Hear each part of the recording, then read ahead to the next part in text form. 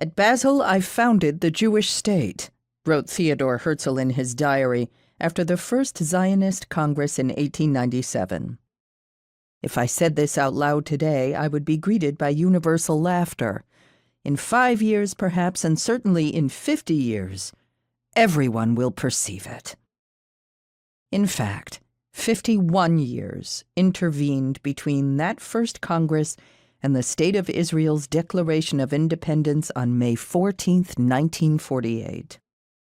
What began as an evanescent movement, whose most ardent supporters never believed that the objective of Jewish sovereignty in Palestine would be achieved in their lifetime, became a real national movement that shaped a society and nation and built a state.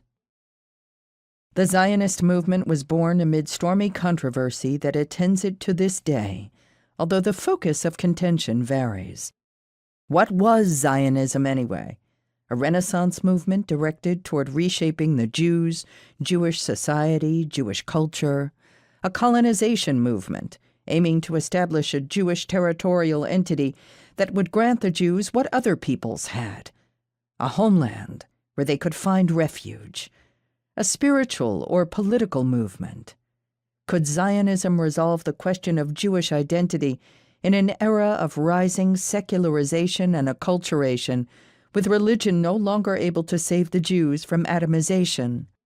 Could it relieve the Jewish existential anxiety that had been on the rise since the last quarter of the 19th century, when a racism-oriented anti-Semitism emerged that for the first time in history refused Jews the option of conversion as an escape from their Jewish fate? These questions, which attended the internal Zionist disputes from the beginning and were posed by the movement's own adherents, bore fateful implications for Zionism's character and development, its strengths and weaknesses. At the same time, another controversy raged around the Zionist movement fomented by its adversaries, who held up a mirror that revealed Zionism's every weakness, each ideological and practical flaw. In 1881, Dr. Yehuda Leib Pinsker published a pamphlet titled Auto-Emancipation, writing in the wake of the wave of pogroms that engulfed the Jews in the Tsarist Empire's Pale of Settlement.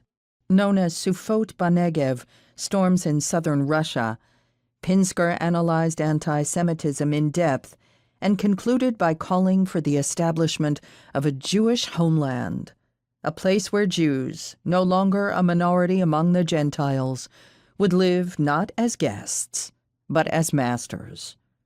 The possession of a territory where Jews were masters of their own destiny would radically change the twisted relations that had existed for generations between Jews and the peoples they had lived among.